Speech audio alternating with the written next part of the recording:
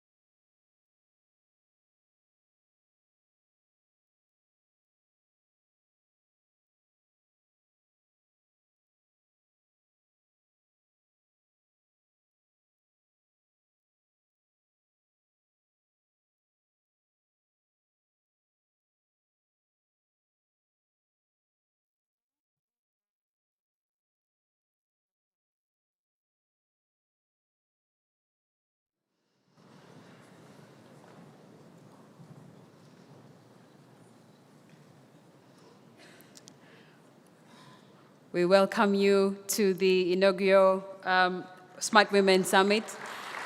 Welcome Her Excellency, Madame Jeannette Kagame, Her Excellency First Lady of Mali, Mrs. Aminata Keita, Her Excellency First Lady of Sao Tome, Mrs. Nana Trovoada, and the Vice President of the Republic of Zambia, Mrs. Inonge.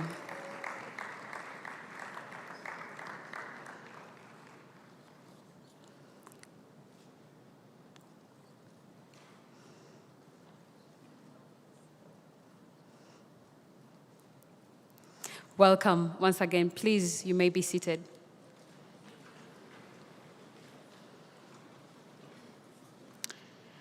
Your Excellency, First Lady of Rwanda, Mrs. Jeannette Kagame, Your Excellency, First Lady of the Republic of Mali, Mrs. Aminata Keita, Your Excellency, First Lady of Sao Tome, Mrs. Nana Trovoada, Your Excellency, Vice President of the Republic of Zambia, Mrs. Inonge Wina.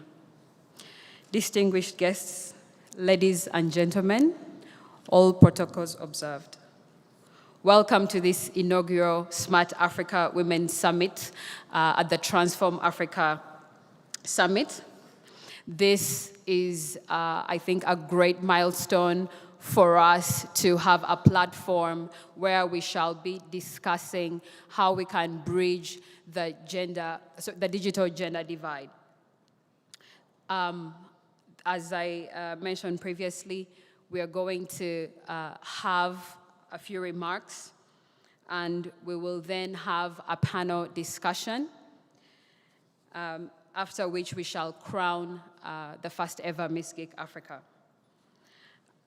Ladies and gentlemen, allow me to welcome the Honorable Minister of Gender and Family Planning of Rwanda to give her welcoming remarks. Welcome, Honorable Esperance Nyirasafari.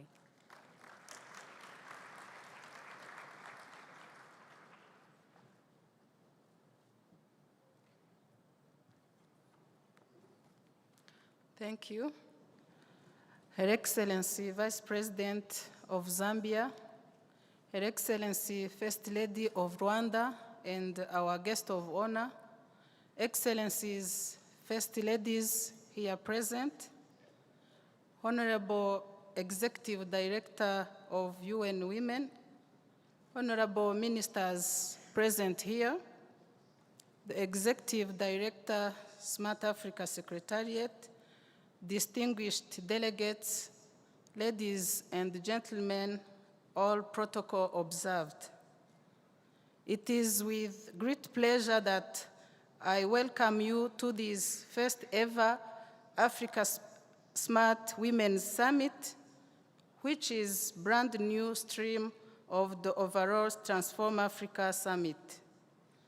To us, interveners in the sector of women and girls' empowerment, we are very excited and full of enthusiasm to take this new initiative fast forward. Indeed, Smart Africa goals cannot be achieved without the involvement of women and girls. Excellencies, ladies and gentlemen, the overarching goal of the Smart Africa Women and Girls Initiative is to accelerate governments to put in place systematic national mechanisms to bridge the gender digital divide and attain parity in the access and usage of ICT, make it affordable for all, improve skills so that women and girls become competitive in the digital labor market, as well as promote girls in STEM-related fields. A number of discussions at continental level have been held in regards to including a component on women and girls into the broader Smart Africa agenda, and this has been supported by the commitment of the African heads of state and governments to accelerate sustainable socio-economic development through ICTs as embedded in the Smart Africa Manifesto, which was endorsed in Kigali in October 2013.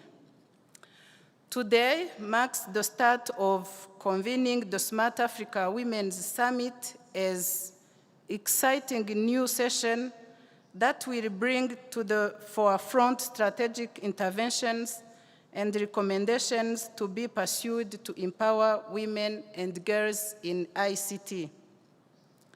In order to push this agenda fast forward, therefore, a process to craft the Smart Africa Women and Girls Declaration was initiated and allowed time for various stakeholders, including governments, offices of Africa First Ladies, the academia, and the private sector to input to it. Yesterday marked yet another memorable occasion where the said declaration was further discussed and improved for endorsement, and it highlights the following three principles. Principle number one is to increase access, affordability, and safety of technology for women and girls. Principle number two, empower women and girls with digital skills. Principle number three, to increase the participation of women and girls in STEM. In order to realize these principles, a lot has to be done, such as combating cultural norms around our cities, as well as the promotion of positive masculinity, mentorship programs, inclusiveness of women with special needs, such as those with disabilities, knowledge transfer and cross-country exchanges, research and collection of disaggregated data, just to name few. A strong monitoring and evaluation mechanism is key in this journey. Your Excellencies, we governments present here commit to take the lead in implementing the said declaration of the Smart Africa Women's Declaration. However, we recognize that we cannot move on and get there on our own. I therefore call upon our dear partners, the private sector, international and national organizations, academia, to join the journey and implement the said principles of the declaration, which was given a beautiful name yesterday, the Kigali Africa Smart Women and Girls Declaration. I thank you very much.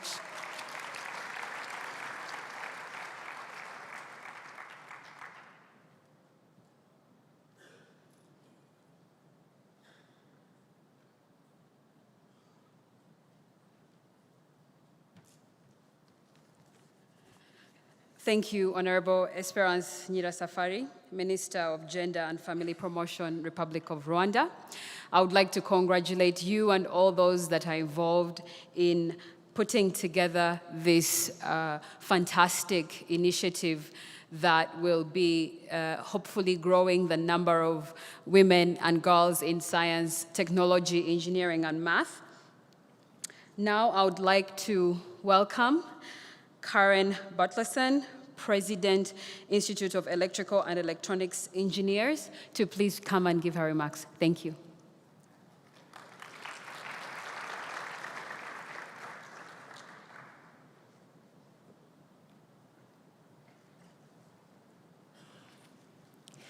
Your Excellencies, heads of state and governments, vice presidents, prime ministers, Your Excellency, First Lady of the Republic of Rwanda, Mrs. Jeannette Kagame, Your Excellencies, First Ladies here present, honorable ministers, your worships, mayors of various cities, Your Excellencies, ambassadors and high commissioners, CEOs and heads of institutions, members of the diplomatic corps, distinguished guests, ladies and gentlemen, all protocol observed. Good morning, everyone. It is truly my honor to be here at the Smart Africa Women's Summit in Rwanda as part of the Transform Africa Summit. This is my first visit to Rwanda and my first visit to Africa. I can say that the experiences I have had so far have transformed me. I am here representing IEEE, the world's largest technical professional organization, with more than 420,000 members in 190 countries. In Africa, we have about 6,000 members across the continent. Our members are leading technologists dedicated to advancing technology for the benefit of humanity.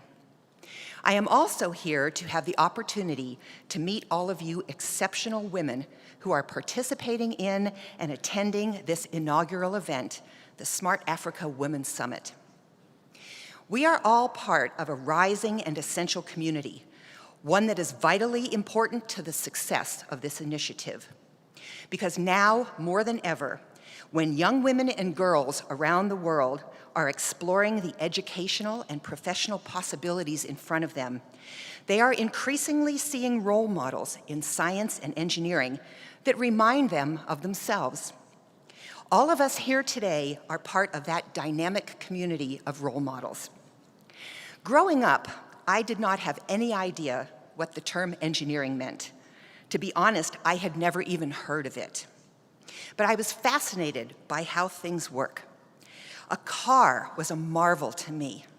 Put gas in the tank, turn the key, step on the pedal, and go.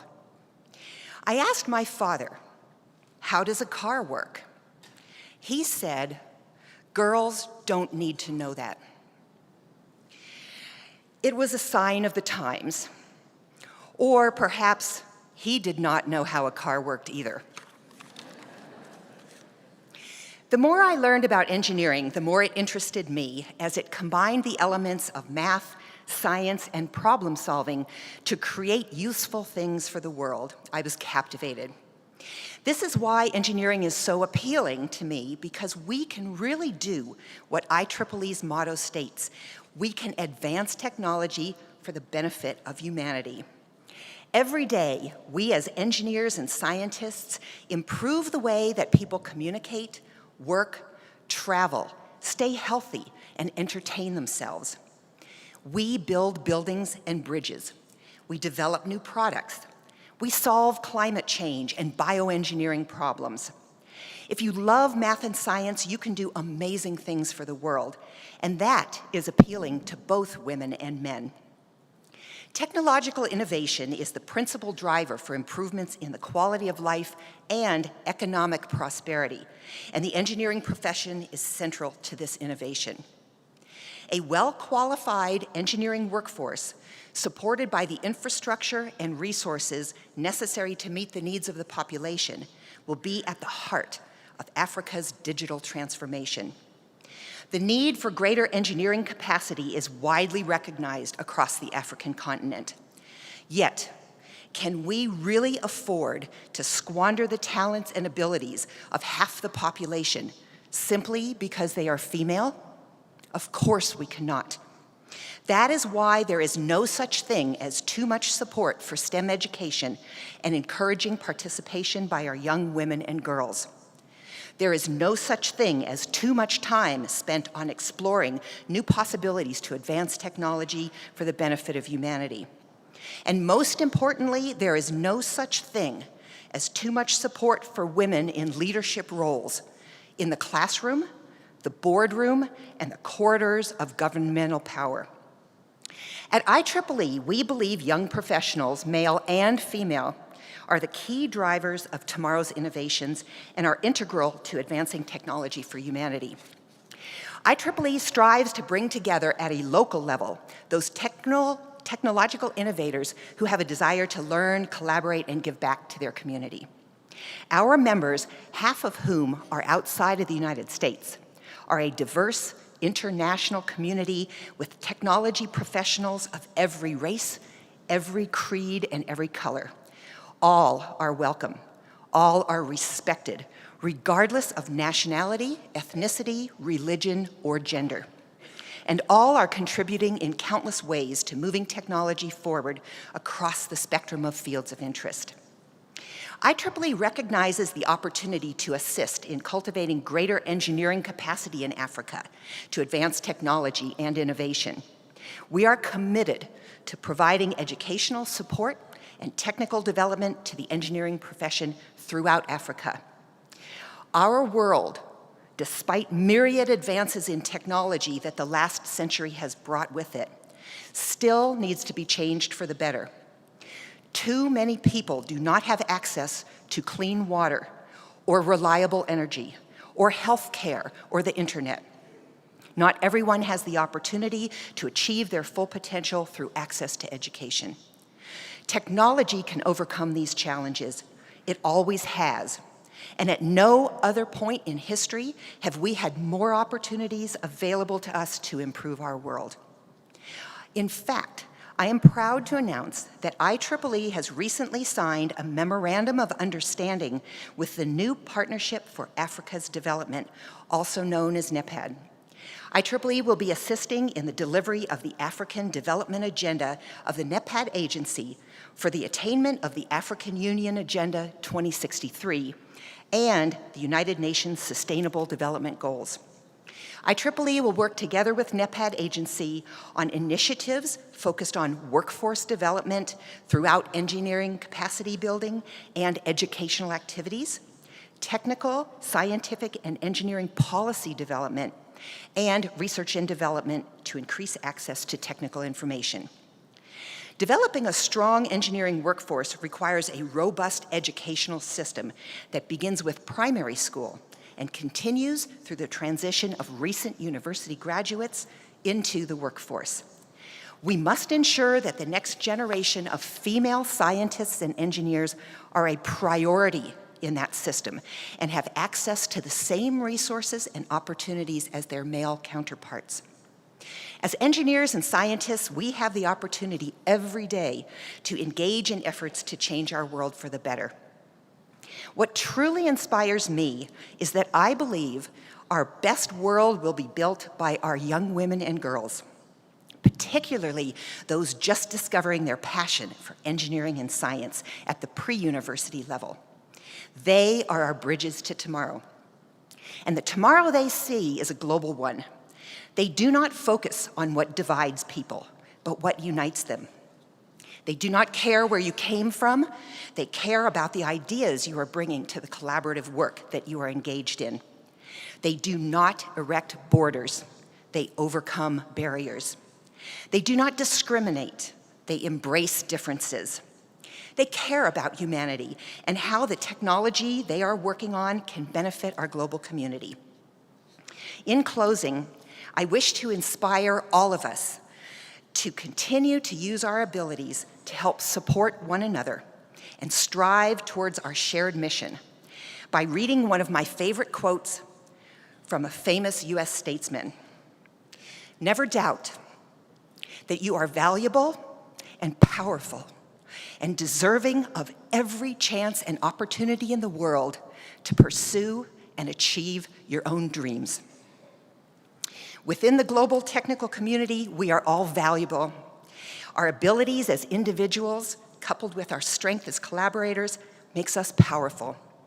Together, we will pursue and achieve the dream of a better tomorrow for Africa and all humanity.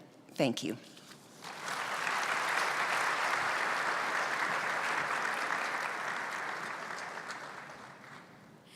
Thank you once again, Karen. We will be looking to you for mentors as we build a strong cohort of smart women and girls in Rwanda. Next, the Executive Director, the Undersecretary General of the UN and Executive Director of UN Women, Mrs. Phumzile Mlambo Duka, will be coming up to give her remarks. Before she does that, as she comes up, could you please play that video to set the scene for her speech? Thank you.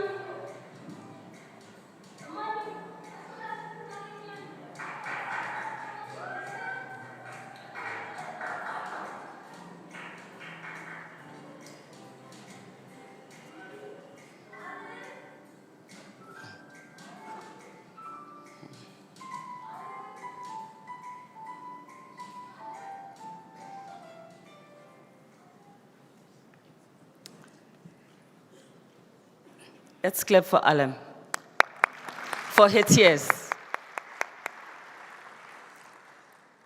Excellency, Madam Jeanette Kagame, First Lady of Rwanda, and First Ladies present here, Excellencies, Vice President, Ministers, distinguished guests, Dr. Thury, it's a great pleasure for UN Women to be part of this important gathering of incredible Africans.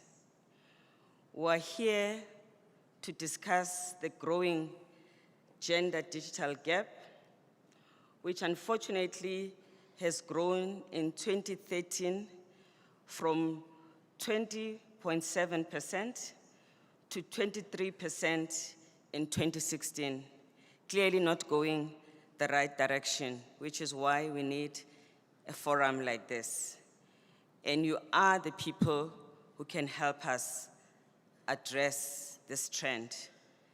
You are also the people who must help us solve the problems of many girls like Ellen. I use this video many times in audiences like this so that we can remind ourselves why we do the work that we do together. It's for girls like this to wipe their tears so that she and her brother and mother can realize their full potential. Entrenched norms at play in that family are a public policy issue. The girl, the boys too, need a different value system, which is why we also have a campaign like He for She that President Kagame is one of the champions of to engage men and boys about equality in society. Clearly, Mom also needs support because she clearly is struggling with the burden of care. Of course, ICT is a critical catalyst in addressing these issues, at least for us in South Africa. When we evaluated the implementation of the Beijing Platform for Action after 20 years, one of the critical challenges that we found in every country, in at least the 168 countries that participated in evaluation, was the strength of cultural norms that kept on holding us back as we're trying to move forward. And what we saw in this clip demonstrate how much what happens in that family can limit Alem's capability to be an engineer. She could drop out, she could marry early, and we will not get the rich pipeline that we need to promote girls in STEM. There's got to be an app for this. To the extent that culture is pervasive, is with us everywhere we go, so is technology. There's got to be a way in which we use technology to solve the problems that we live with, that are part of our society. Africa has to use the knowledge to leapfrog in this digital revolution, taking advantage of the strides already made and continue to unfold with far-reaching consequences. At the same time, we also need to build a solid ground and ensure sustainability of our gains. Being a smart Africans needs to be about creating change that lasts. It needs to be about being globally competitive. It needs to be about being humane. It needs to be about ensuring that in our villages there's a smart mama, there's a smart farmer, there's a smart market woman, there's a smart vendor, and there's a smart girl and boy. Our quest for disruptive change in Africa cannot be about another app that takes pictures of food. It has to be about solving substantive problems in the world. In 2015, when we transited from the Millennium Development Goals. We adopted the Sustainable Development Goals. We adopted a climate change agreement in Paris, and we adopted a financing framework for development, which was adopted in Addis Ababa. All of these agreements make the 2030 agenda. In addition to that, in Africa, we have our Agenda 2063. These two important agendas are about addressing mega trends: inclusive and low carbon economy, poverty, inequality, education. They are also about addressing gender inequality that is steeped in brutal gender-based violence that affects about 750 million women who are alive today. And according to data collected from health practitioners, and these are dentists, mental health practitioners, orthopedic surgeons, trauma specialists, pediatricians, eye specialists, pathologists, and morgues. They tell us from these statistics that women are not safe. So when we focus on creating smart Africa, it has to be about making sure that we make Africa a safe home for women and girls. It also has to be about addressing women's economic empowerment, recognizing that in the near future, 90% of the jobs available will require a certain level of digital literacy. The majority of women who work outside the home are in the informal sector. There are also women who are formally employed, but they are at the bottom of the ladder. They are in caught between the sticky floors below them and the glass ceiling above them, with no prospect of upward mobility. They have no minimum wage, no equal pay, and these are many of the women who also will have the same life as that of Alam's mother. So when we also think about transforming Africa and ensuring that we have got a robust economy that will grow at the pace that is needed, it has to be about addressing our issues at that level. We have to address women in leadership, women in boards, but for Africa to truly transform, it is those women that are at the bottom of the pyramid for whom we need a smart plan. They need money to thrive. They need access to banking. They need data-driven enterprise platforms such as the one we have here in Rwanda with a Buy From Women platform that is an open source and end-to-end cloud-based that connects farmers to markets. Thanks to the collaboration with the First Lady's Imbuto Foundation, World Food Programme, the many government departments, and the smart women of Rwanda. We need also universal access to smart IDs to ensure that children, women, and girls can be accounted for so that they are not easily trafficked because they have no identity and we cannot prove that they exist. Our education in Africa is overburdened. We will not fix our education the traditional way. We need to make sure that we use technology, we use virtual learning to complement the many needs that we have in education. It should be possible in our lifetime to make it possible that a girl and a boy, no matter who they are, no matter where they are, as long as they have a device, they can access credible, quality education. They will be able to get on with their lives. We are collaborating with ITU and many other partners to address the issue of access to digital services, of leadership, in the sector to make sure that we increase the number of women that are playing a critical role in the industry. Also, to address and encourage girls to take subjects that will lead them to STEM subjects, to STEM careers. And we would like to collaborate with as many of you as possible so that we can build smart Africa in a comprehensive way in all levels of society. Thank you.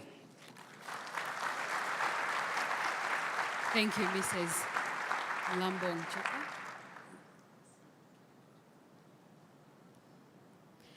Thank you once again. The UN is a supporter of Miss Geek Africa. They have been with us since the beginning in 2014. And we are proud to have a champion like you at the UN, knowing that Africa is represented there as a voice that will support the growth of the Smart Africa Women and Girls cohort. I would like now to invite Her Excellency, the Vice President of the Republic of Zambia, Mrs. Inonge Mutukwa Wina, to provide her remarks. Thank you.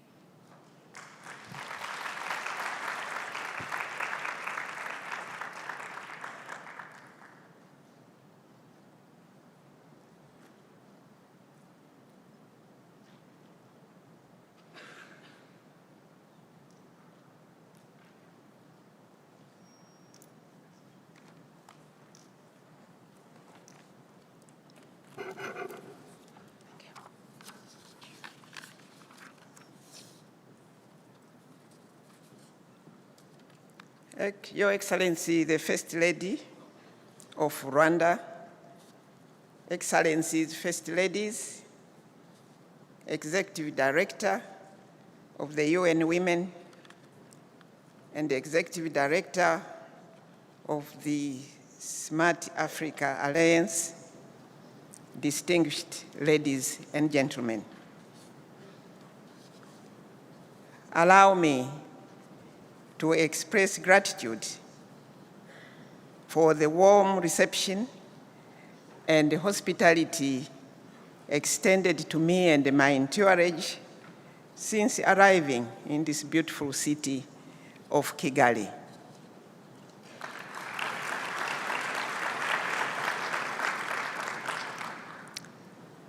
I want also to state that I'm happy to be given an opportunity to contribute to exchange of views at this very important summit on empowering women and girls in ICT at the Transform Africa Summit. I want to underscore the progress made by Rwanda in achieving gender parity and equity in all spheres of development, especially in ICT, which forms the core of business for this Transform Africa Summit 2017. The Zambian government is eager to learn from Rwanda how it has managed to achieve this milestone, which even the developed countries have not managed.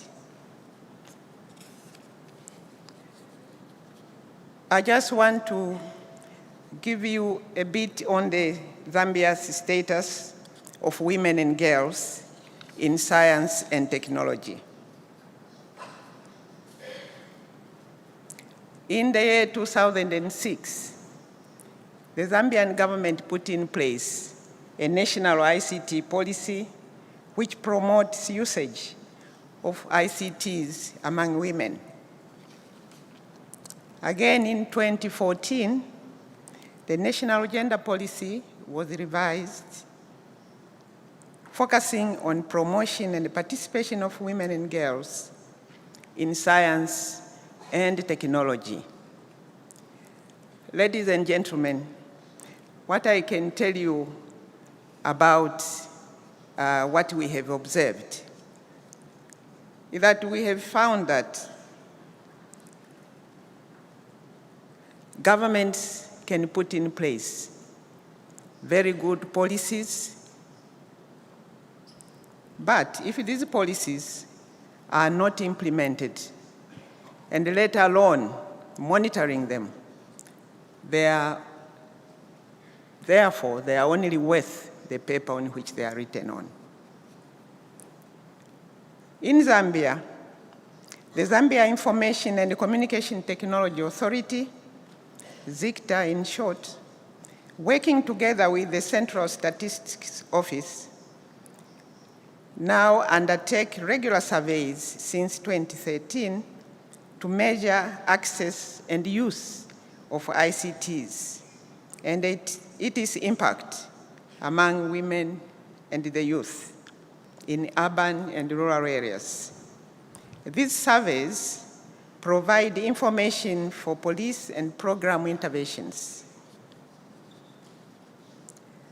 ICT programs at tertiary level in our country are aimed at increasing the number of females in science and technology programs, as well as promoting scientific research and innovation.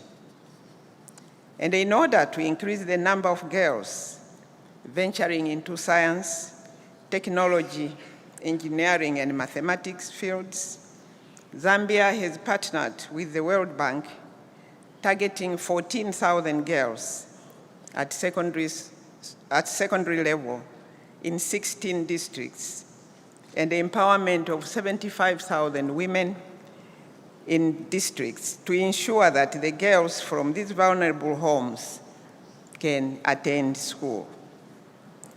And government, through the Zambia Information and Communication Technology Authority, supports digital talents, talent shows, where girls showcase their innovations in the field of ICT.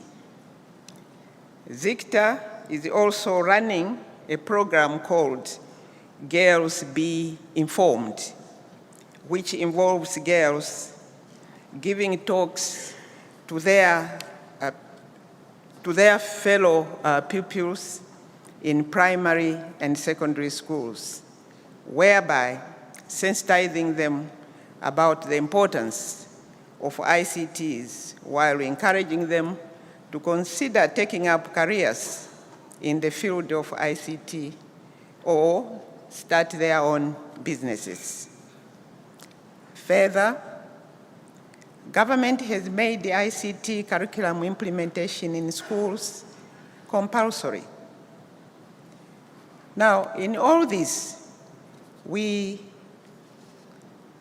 are also acknowledging that there are challenges. So the government of the Republic of Zambia acknowledges that there are still a number of socio-economic challenges to be dealt with in narrowing the digital gender gap. And among these are high levels of illiteracy, especially in rural areas, the cost of ICT equipment, limited access to digital service devices and services, and inadequate infrastructure which impedes connectivity. Inadequate skills to effectively participate in the digital economy. And as the Director for UN Women said, there are still structural and cultural impediments to girls' empowerment, e.g. child marriage. And I'm proud to say and inform the audience that the President of this country, His Excellency Mr. Paul Kagame, is the global champion to stop child marriages.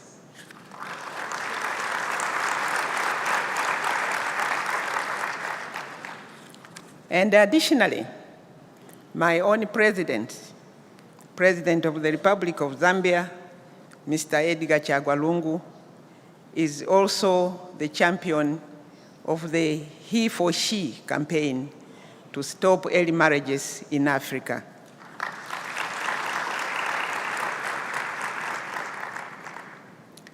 So we need men that can stand up for the rights of women. We need men who can challenge the traditional norms and customs and practices to ensure that our girls are not relegated to the sidelines of development.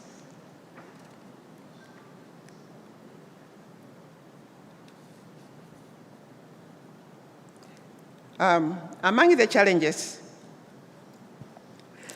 there is lack of space and platforms to promote for the young women to promote their entrepreneurial business skills and models, as well as lack of financial support.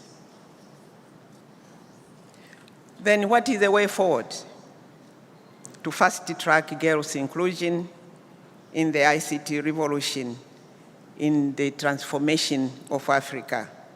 I think there's a lot we have learned from this summit. And among these is political will. In Zambia, political will is there, but we need to enhance it and also instill a sense of urgency in the implementation of these programs. Again, we need to develop an enabling infrastructure. We need investing in capacity building, skills, and developing tailor-made programs, and continue the training of women and girls. We need to promote homegrown solutions in collaboration with the private sector. We also need to continue encouraging young women and girls to invest in creativity, talent development, and innovation. And more importantly, we need enhanced collaboration between state actors and the private sector in order to accelerate digital integration. Let me conclude by saying that investing in girls is investing in the future prosperity of our countries. I thank you for your listening. Thank you, Your Excellency, Vice President of Zambia. Thank you for those remarks. I think they capture the heart of the Smart Women and Girls Declaration, which I hope shall be implemented by the Ministries of Gender, ICT, and Education to really grow the number of smart women and girls in Rwanda. Our next speaker is the leading champion of women and girls in Rwanda, whose Imbuto Foundation has been working for 15 years. I think you should clap for that. For 15 years to elevate girls in education, especially in STEM. She's the First Lady of the Republic of Rwanda. Welcome. Thank you.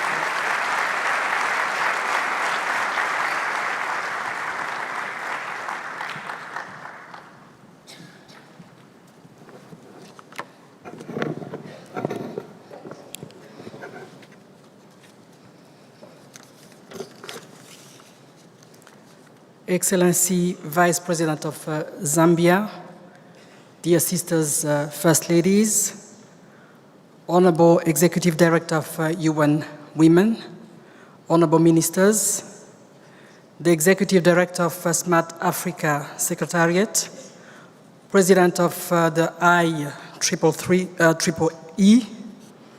distinguished delegates, ladies and gentlemen, good morning.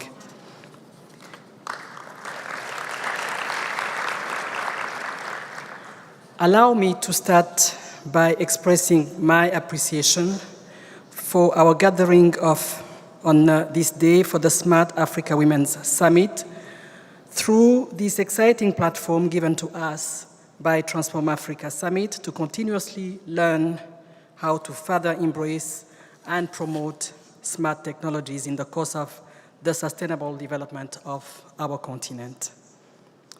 Through today's important conversation, we, as citizens of the world, are called to leverage our diverse positions to join governmental and non-governmental efforts for the inclusion of our women and girls in the heart of the current ICT revolution.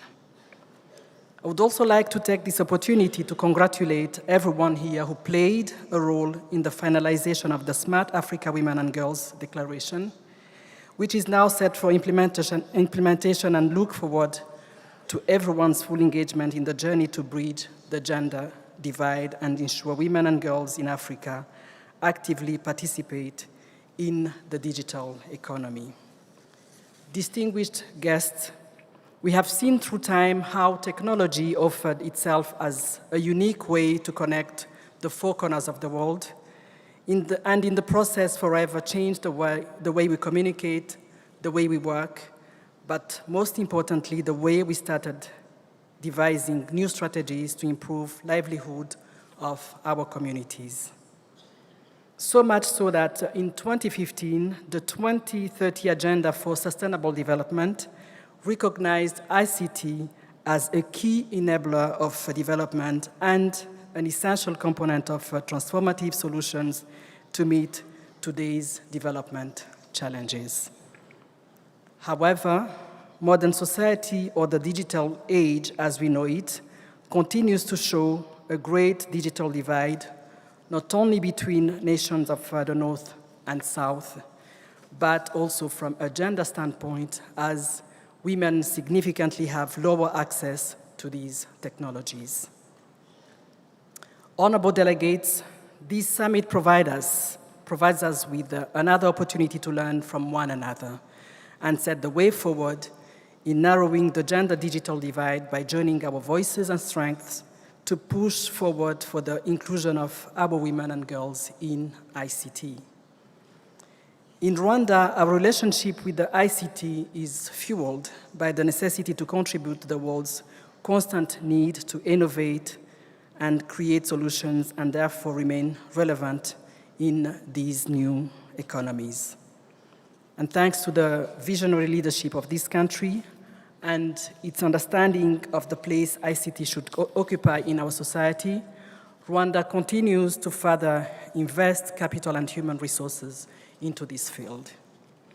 It's in this line of reasoning that my country embraced with a keen interest he for she, the UN Women-led campaign championed by President Paul Kagame, who committed to bridging the gender digital divide and attain parity in ICT access, usage, and innovation by 2020.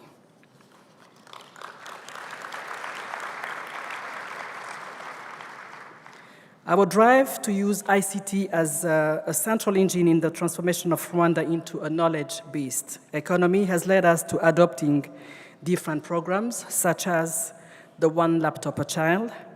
Launched in 2007, this program has provided over 270,000 laptops to primary school children and has afforded them the opportunity to discover and strengthen their computer skills. Recognizing the power of ICT to improve livelihoods through increased access to information, products and services, we simply could not ignore the need for platforms that celebrate and encourage more women and girls to pursue that field. For instance, my foundation, Imbuto, conducts a yearly Best Performing Girls campaign as part of the Promotion of Girls Education project, through which girls who complete their secondary education with the highest academic achievements are rewarded with laptops and an ICT training which teaches them how to use and fix computers. Through the foundation, we also reward great professional accomplishment by young Rwandan achievers, including innovative technology platforms that change the digital landscape of our country. This edition of Transform Africa Summit has also highlighted the Miss Geek initiative, which through an annual competition gives young women the opportunity to showcase their ICT-driven solution to a challenge they witness in their communities, and through this process inspires other young women to pursue a career in this field. Other initiatives such as the investment-centered Rugori Fund, which will be presented today by the Rwandan chapter of New Faces, New Voices. The Pan-African organization working for the financial inclusion of women is another innovative approach using digital tools for the economic empowerment of women and girls. Distinguished audience, looking forward, we can see that ICT empowers our women and girls to realize what they too have something to do, to contribute for the communities to fully thrive, while beautifully challenging them to design culturally relevant solutions. However, this path towards total elimination of the gender digital divide will only be made possible if we are able to learn from each other's successful initiatives, while fostering enabling environment characterized by a better access to and affordability of technology, the development of our women's digital skills, even for those with less formal education, and the promotion of women in the STEM fields. As I conclude my remarks, I would like to emphasize once more that we must continue to advocate for ICT to be adopted as a tool for true gender empowerment and equality, whether through new approaches like the Africa Smart Women and Girls Initiative, which is unveiled today, or by adopting resolutions from diverse high-level international forums on the question. Together, let us stay the course for better ICT inclusion at all levels of our society, so members of our communities, regardless of age or gender, can fully benefit from the impact of these new technologies. Together, let us ensure that no one is left behind in this exciting fourth industrial revolution we all should be part of, as it holds great promises for all communities to raise global income levels while improving quality of life around the world. To echo the Executive Director of UN Women, this Smart Africa Women needs indeed an integrated smart plan. It's a call to you, to us, women who have been fortunate to enjoy the rights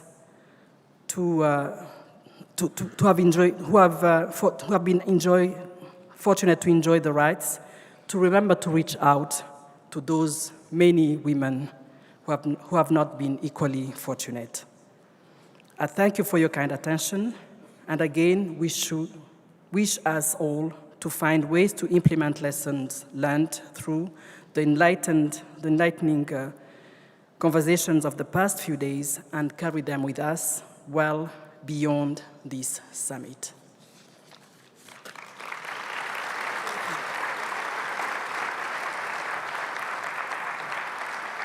Thank you, Your Excellency, for all those great remarks. I think, there is no doubt that we, girls and women in science, technology, engineering, and math in Rwanda are truly privileged to have the support and championing of our visionary leadership by His Excellency President Kagame and Her Excellency the First Lady. There is no question, at least in our minds, that Rwanda is undoubtedly the best place to be a girl. And we women and girls in STEM feel this every day. Next, we have a panel discussion on the great task of bridging the digital gender divide. I would like to welcome our panelists on stage. The moderator, Nanjira Sambuli, Digital Equality Advocacy Manager at the World Wide Web Foundation. Mpule Kwelagobe, Managing Partner, Quest Capital LLC. Doreen Bojgan Martin, Chief of Strategic Planning at the International Telecommunication Union. And Dr. Monique Sanzabaganwa, Vice Governor, National Bank of Rwanda. Welcome, ladies. Sorry. As well as Ms. Sanie Korat, the Director of the Division of Gender Equality at UNESCO. Thank you. Before the panel begins, may I request that you please play that video before we start. Thank you.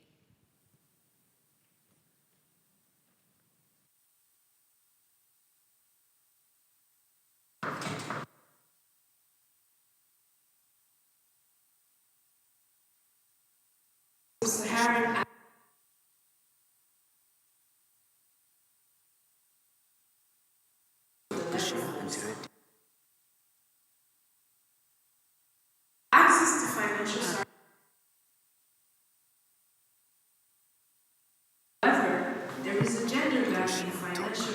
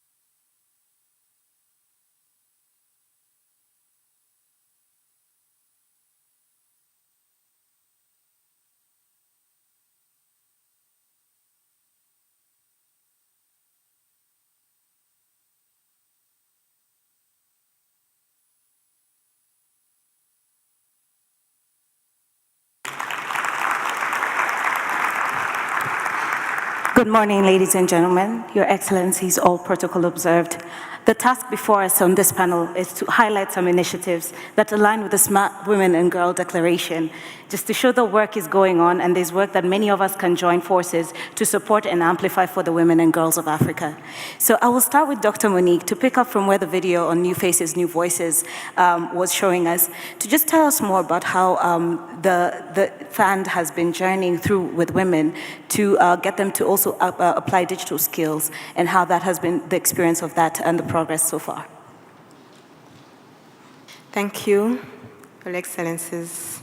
I must say that what has been presented in the video, it's the Rugori Fund, as has been filed with Capital Market Authority, and we hope that in the next 2 weeks or so we'll be able to activate the buying of units, but you can start registering. So the Rugori Fund is contributing to the Kigali Declaration that has just been presented to us, especially in its pillar number 2 of digital skills, in 2 ways, main 2 ways. It's providing an appealing and very relevant content to women, not only women, by the way, because this fund is going to be available for everyone, but we are going to put a special focus on women because we have to bridge a gap. In Rwanda, let me give you an example or a picture of how women stand in financial inclusion. We have close to 3.4 million of adult women, which means age above 16 and above. And 87% of them are financially included. That's really good news, 87%. But not so good news is that 24% are financially included using informal financial channels, like saving groups and so on and so forth. So we are bringing them on board of financial inclusion through this digital platform.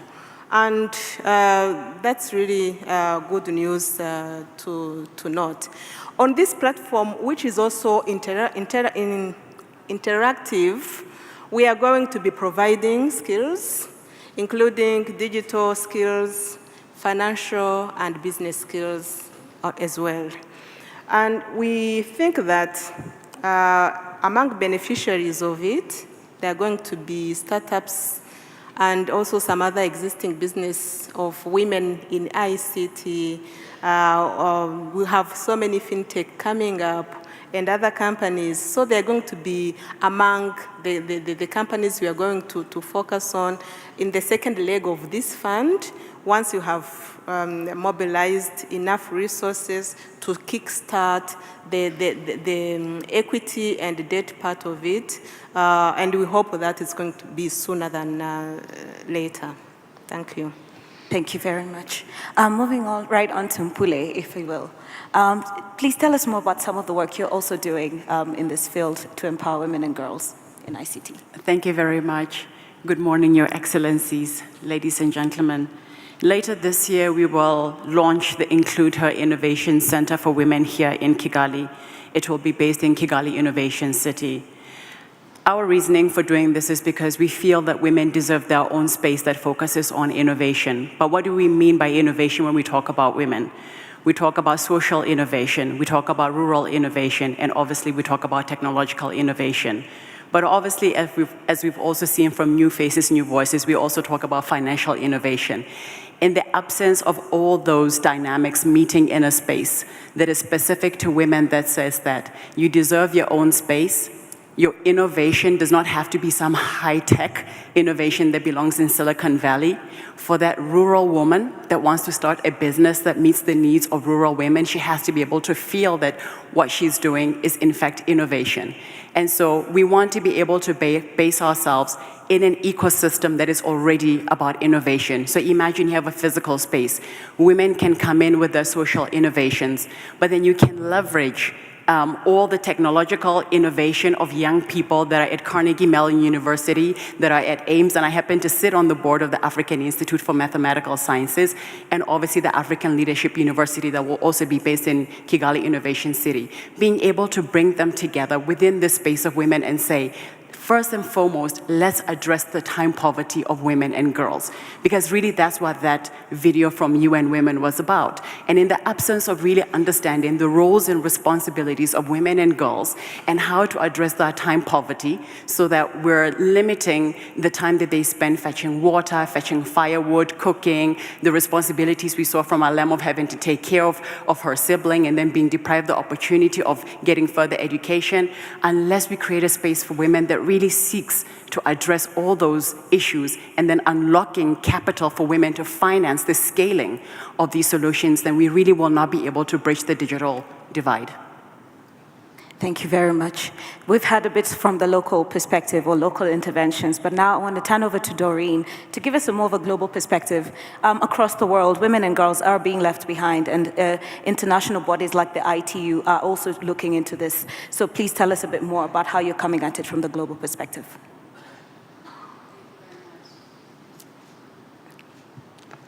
Thank you very much. Excellencies, distinguished colleagues, ladies and gentlemen, good morning.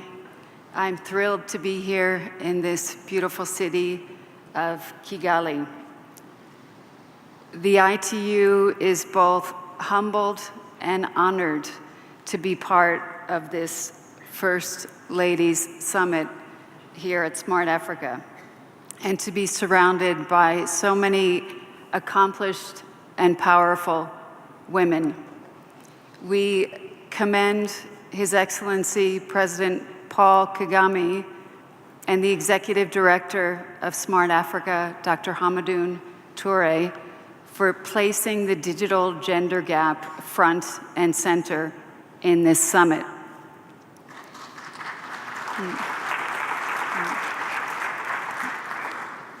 As Dr. Touré said on Wednesday, it's time to move this continent.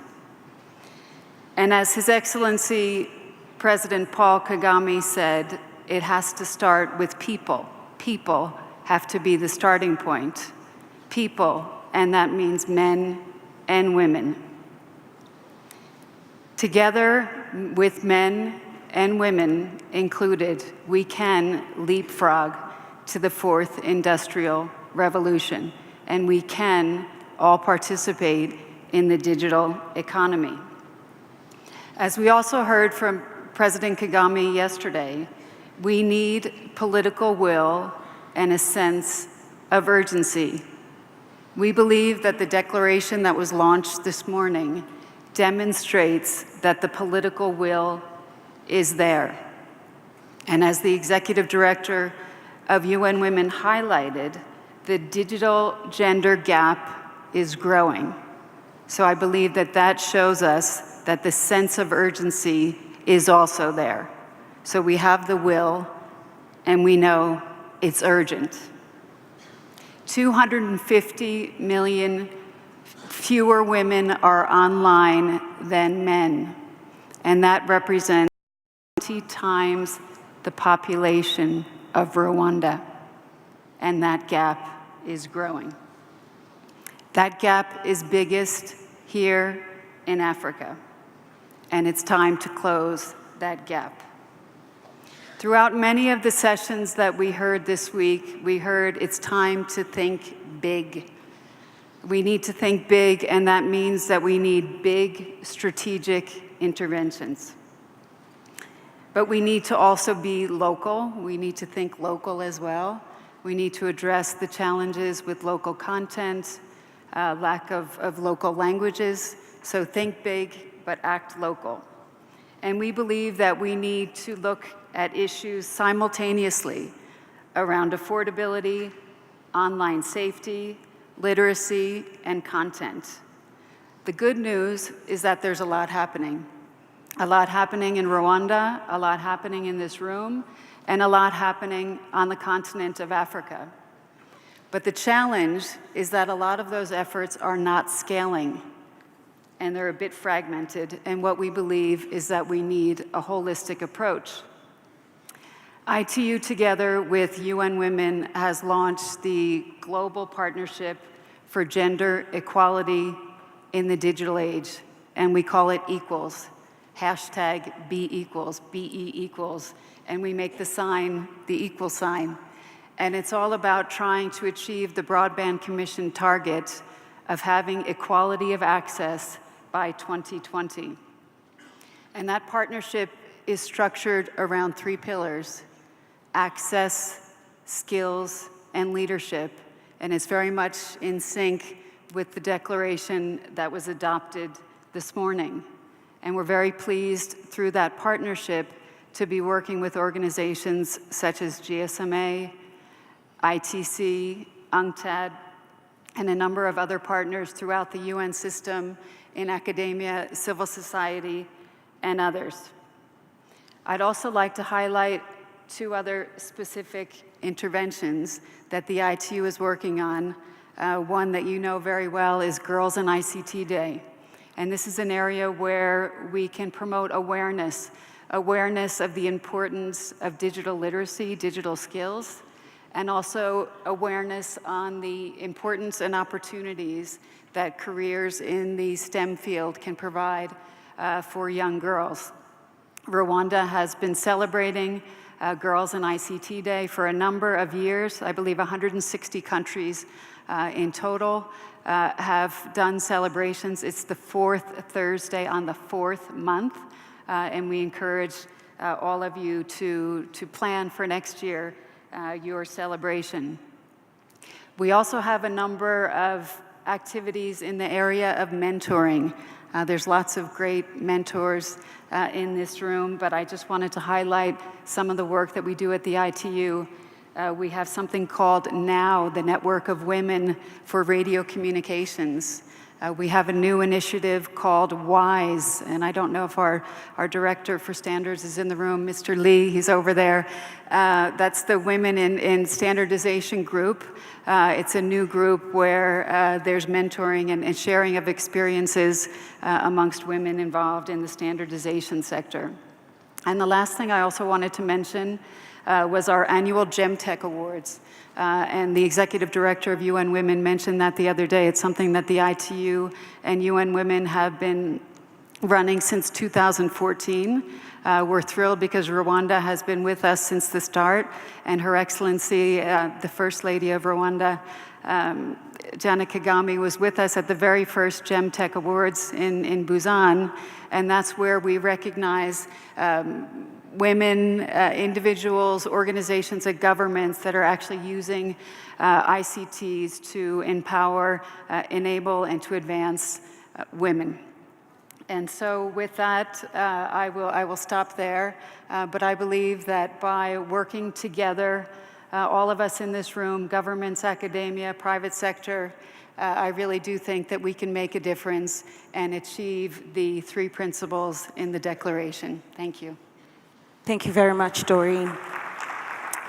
Sania, we were speaking earlier about the underpinning of education in all of this. And as yet another global body, UNESCO, this is something you've been thinking about. Please give us some of the highlights around some of the initiatives you've been championing from the global level and how they're translating to the local context. Thank you very much. Good morning, Excellencies, distinguished guests, colleagues. I want to thank the organizers of this first ever summit, and I want to thank especially the First Lady of Rwanda, who insisted that UNESCO be part of this meeting. So thank you. I was with the First Lady of Rwanda and the First Lady of Mali just 5 days ago in another part of the world where they also endorsed another declaration. That one was on girls' education to prevent violent extremism. So it gives me great pleasure to be here to take part in this one as well. Thank you very much on behalf of UNESCO. I want to address the issue of the growing gender gap in ICTs from a broader perspective, because I think this digital gender gap is part and parcel of the more general gender gap in science, technology, engineering, and mathematics. And as one of the unique UN agencies, UNESCO does work a lot on the sciences, natural sciences, as well as social and human sciences. And we have quite a few initiatives that address specifically the gender gap and the plight of girls and women. Because we don't have time for me to mention all of them, I'll focus on 4, which I think are very relevant for the purposes of this meeting. The first one I want to mention is a long-standing public-private partnership with L'Oréal.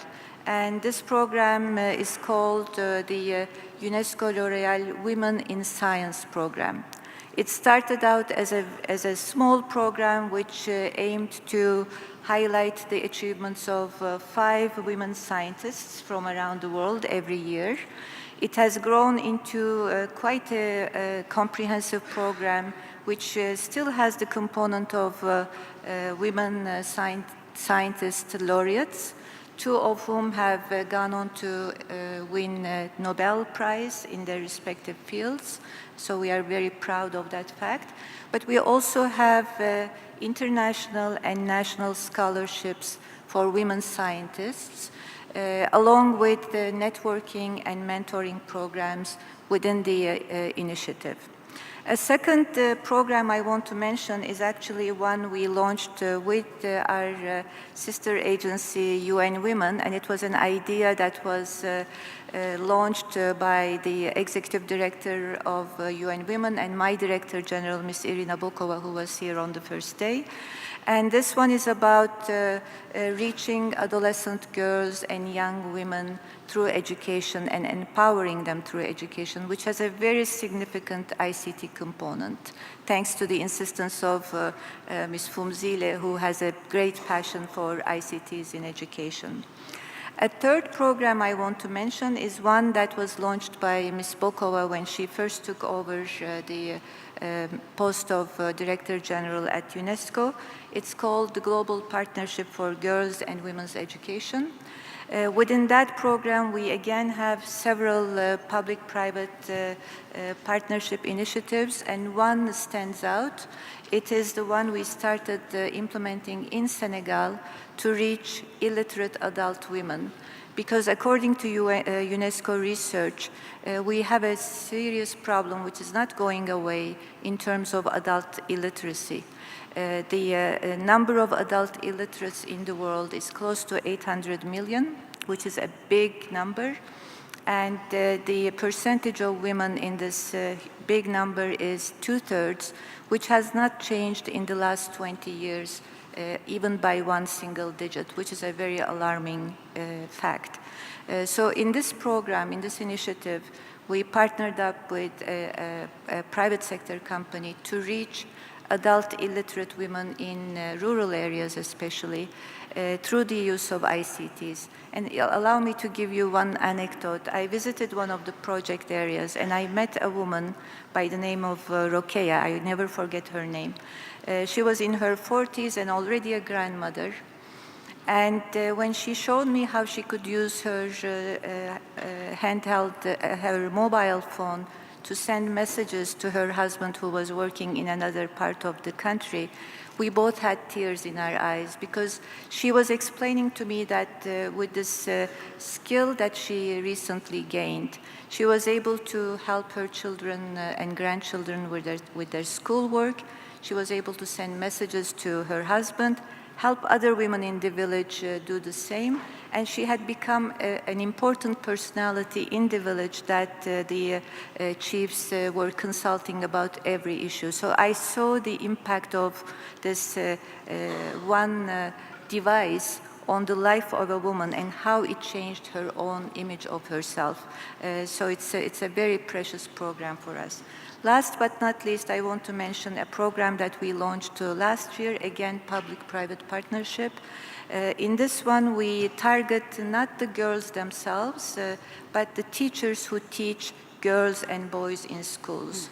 Because we believe that through our studies, there's a lot of unconscious bias and stereotyping in the classroom, which is committed unwittingly, unknowingly, by the teachers, by the school administrators, and sometimes by ministry officials.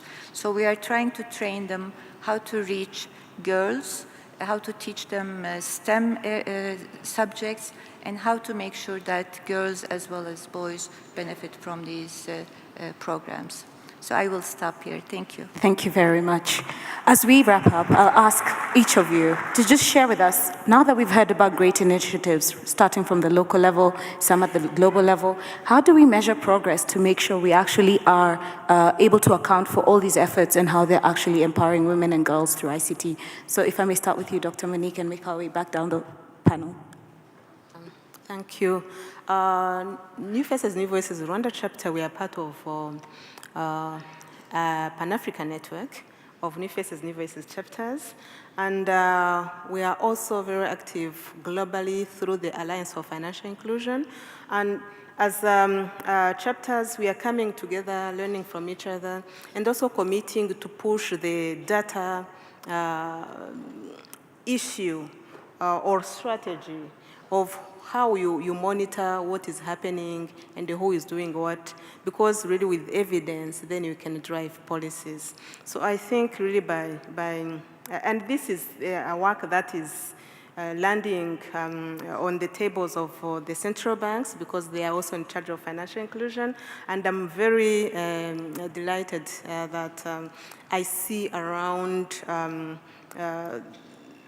deputy governors and governors, when they discuss these issues of financial inclusion, they are really getting on at the bottom, and especially mobile and financial services in specific, and digital financial services in general. So monitoring is going to happen through mainstreaming the issue of gender and minding about gender gaps in whatever we are doing.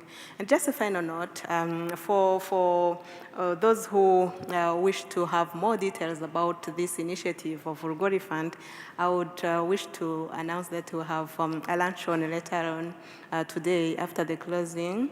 And if you have been invited, you're welcome to come and you'll have an opportunity to discuss more about it. Thank you. Thank you. Mple? So one of the things that I just really want to talk about is the fact that there's already so much that is in fact working. There's already a lot that's being done. And I think first and foremost, we have to acknowledge that and then talk about how we can scale up what's being done.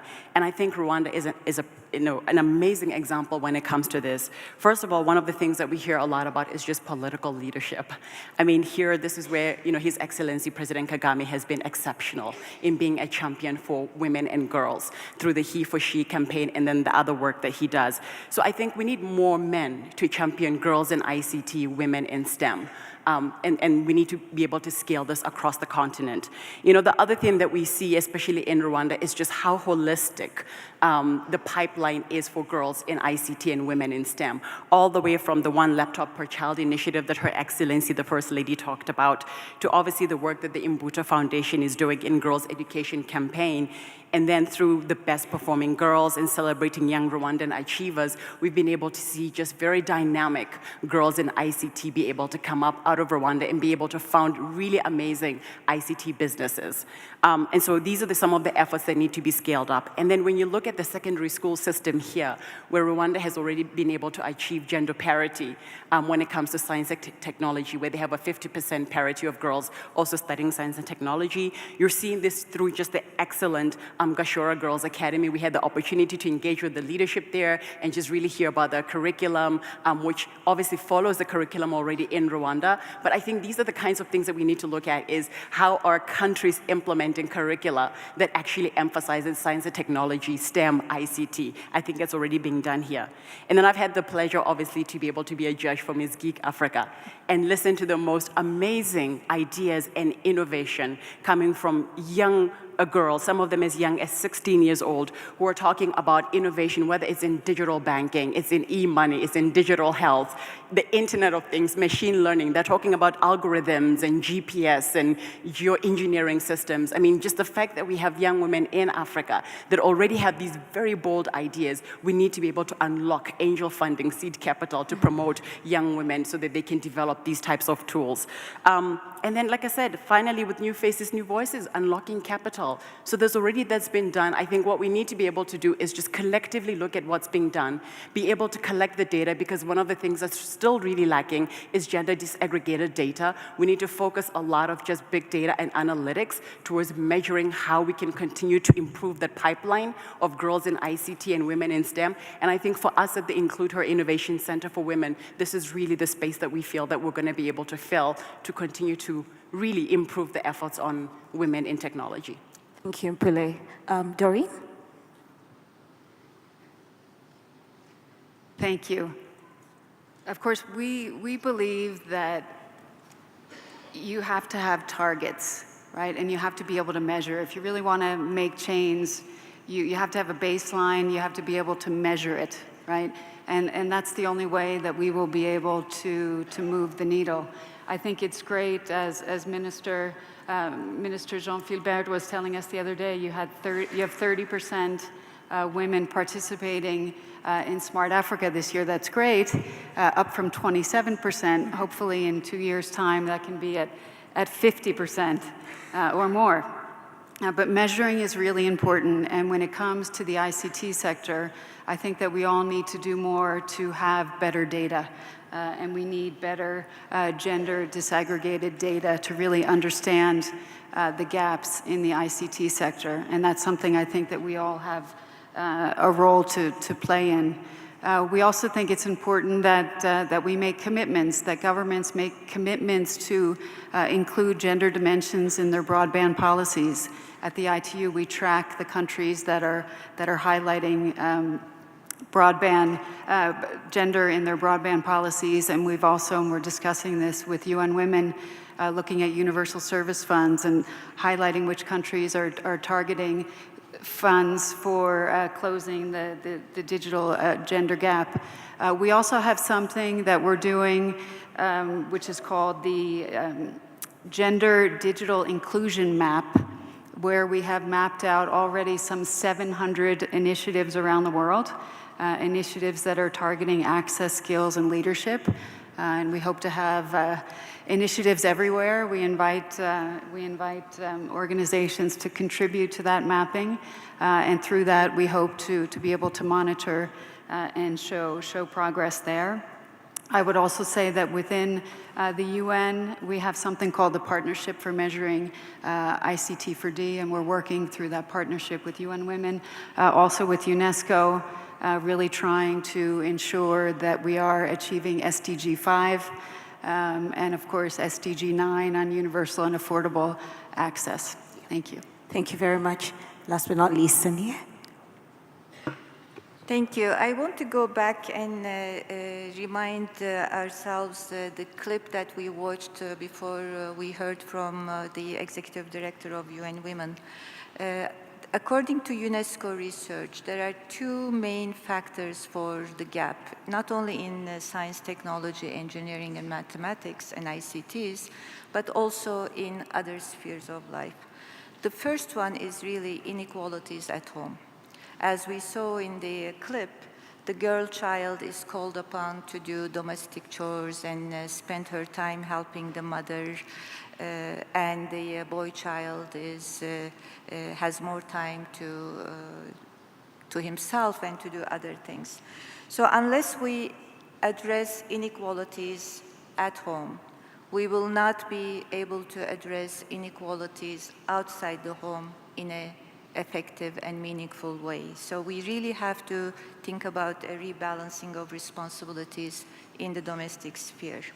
The second big challenge is what I already alluded to. It's the subconscious bias and stereotypes. When you talk to people and ask about what image they have when you say the word scientist, you will more often than not get the response that it's the image of an eccentric, absent-minded man who would come to mind. So we really have to start thinking about how we think about these specific categories.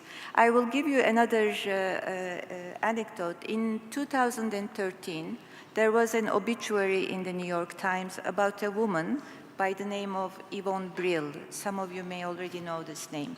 The obituary began, and I quote, "She made a mean beef stroganoff. She followed her husband from job to job and took 8 years off from work to raise her 3 children." So at this point, you wonder, why is the New York Times publishing an obituary for a woman who sounds like a very nice wife and a very good mother? Well, it's only in the second paragraph that we learn the reason for the obituary. She was a brilliant rocket scientist who invented a propulsion system to keep communications satellites in orbit. And that's why the obituary was there. We never think of men in this way. We don't know about their marital status usually. We certainly do not know about the domestic chores that they are good at. So it really has to be something that we start thinking about seriously in terms of changing all these mental images and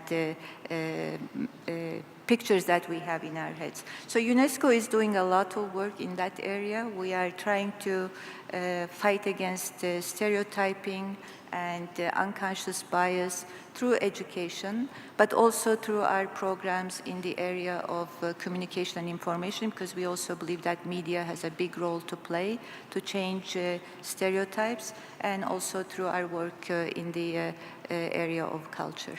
Thank you. Thank you, and thank you very much to all our distinguished panelists. Ladies and gentlemen, what we've had are initiatives that exist. I believe that by the time we come to the next Transform Africa Summit, we will be talking about more, including many other initiatives in the room represented here today, and more importantly, that we'll be able to show how we're measuring progress. Thank you very much. Thank you to our panelists. Thank you for that rich discussion. I think some of the takeaways from the first part of this Smart Women Summit, we need to measure where we are today to understand exactly how many women do we have in science, technology, engineering, and math, and what we need to be doing to close that gap. We need to obviously understand the deeply felt needs in our communities that they face that would inspire technology solutions as well as bring more girls into this area. We need to set measurable and time-bound targets that we can track progress by the next Smart Women Summit. And I think most importantly, to the men in the room and everywhere, you are a critical part of elevating women and girls, starting in the home, ensuring that we are equally doing the chores, as well as having equal support in the education we want to seek, as well as in the office to close the gender digital divide. And finally, we need to support and scale initiatives to grow women and girls in STEM. So this concludes the first part of the Women's Summit. We now move to the last part, which is the crowning of the first ever Miss Geek Africa, an initiative that we hope shall be growing to across the continent.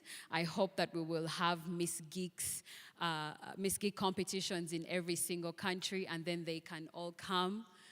I'm sorry? Yes, I hope every country will start in the village, and we will be having a congregation of Miss Geeks from across the continent to compete for Miss Geek Africa. Before we begin this part, I would like to request that they show a video on the journey to Miss Geek Africa. Thank you.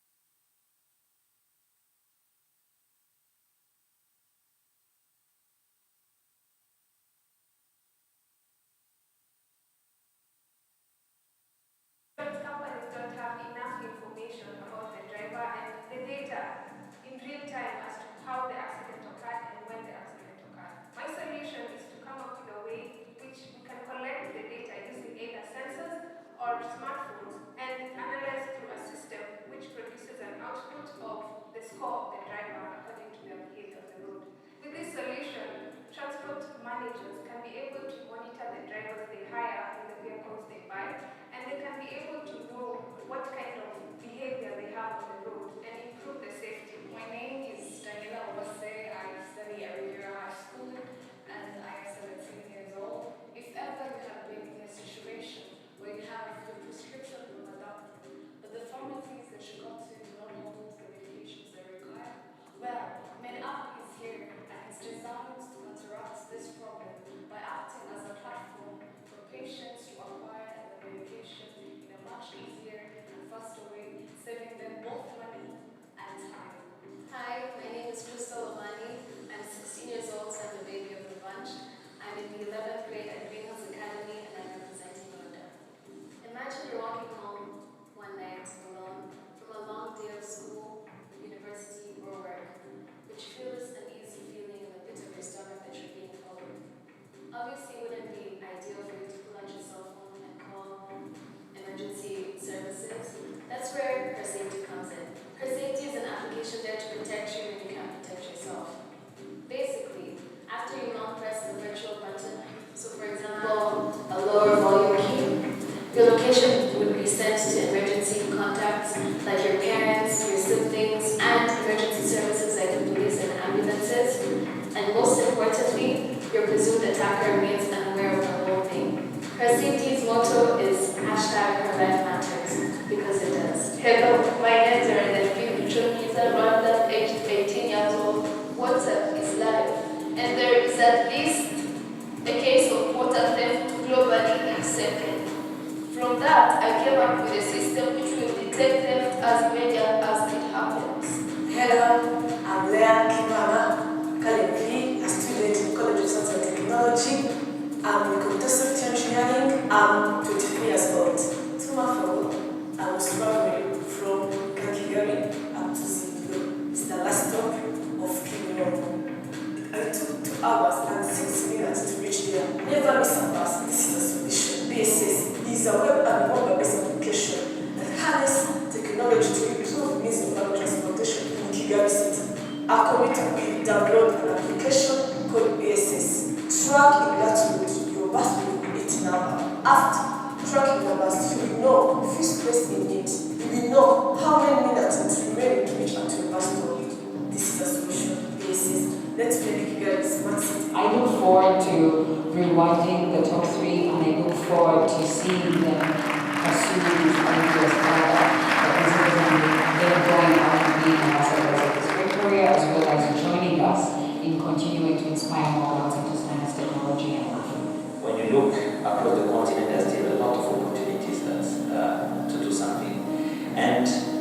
it's like a sparkle. We don't know what it's going to give or what is at the end, how big it will be, but we believe that it's really putting the right seed.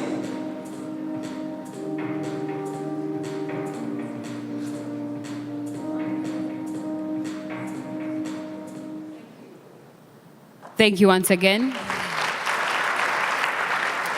So I will walk you through how we are going to do the rewarding. I'm going to call upon the final 8 girls who made it out of all those applicants to the finals of Miss Geek Africa. And then after which we will go into the rewarding. All the girls will be getting will be recognized with a certificate, and our top 3 girls will be rewarded by our distinguished First Ladies. And then we will, and also receive a certificate from the country director for UNDP, who are our great sponsors. So I would like to please welcome the girls to walk to their designated place. And they are Redempta Inema from Rwanda, Alice Mukashaka, Salamata Manmane Sani from Niger, Daniela Owase from Kigali, from Rwanda, Crystal Omani, Delphine Michomiza, Leah, and Ruth from Kenya. Please stand there. Oh yeah. Ugumehas, just stay down there, sorry. I would like to welcome our First Ladies who will be rewarding the girls up to the stage. I'll be calling upon you, yes, I'll be calling upon you in order of the prizes. So please, First Lady of Sao Tome, First Lady of the Republic of Mali, and our First Lady, Mrs. Jeannette Kagame of Rwanda.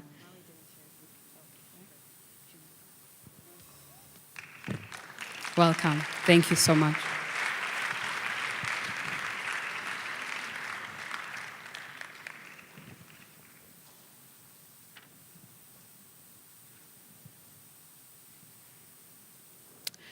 So we're going to start off with our 5 finalists. They will be coming up to be recognized by our First Ladies, Country Director, UNDP, as well, who will be giving them their certificates. Yes. I will be calling them up in the order of those certificates and the order of the winner. So without further ado, I would like to welcome Redempta. She and proud. Thank you. So Redempta Inema, please come to be recognized for your great work of making it to the final. Next is Alice Mukashaka, Salamatu Mamane Sani, Daniela Uwase, and Crystal Omani are some of our 5 finalists who made it this far. So that means that those ladies standing in the corner are our finalists, and one of them is going to be Miss Geek Africa. So our second runner-up is Delphine Michomiza. She will be receiving 1 million Rwandan francs, a laptop, among other things. And she's going to be rewarded by the First Lady of Sao Tome. Okay.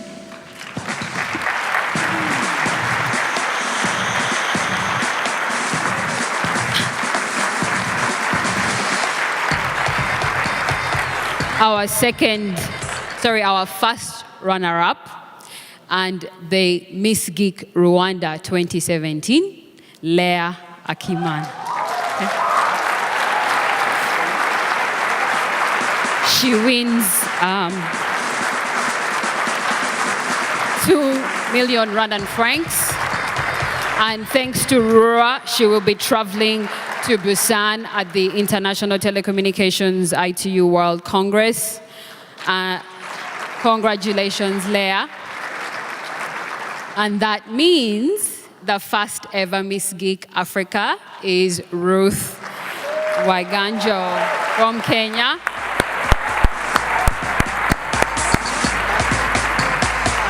She wins 3 million Rwandan francs. She too will be traveling to the ITU World in South Korea, thanks to the Smart Africa making that happen. All the girls are receiving a laptop, thanks to Dot Rwanda. And our winners getting an iPad, and a phone, a modem, etc. Congratulations once again, ladies. It has been a pleasure watching you go through this. You're certainly all winners for making it this far. So thank you very much. Then we're going to be going out for a group photo as we go to the next session. Please remain seated with just a brief intermission before we go into the closing ceremony. Thank you once again for being here as part of the inaugural Smart Africa, Smart Women and Girls Summit. And now I would like to welcome Bonnie Tunya, who will be our Master of Ceremonies for the next session. Round of applause to the winners of Miss Geek 2017, please.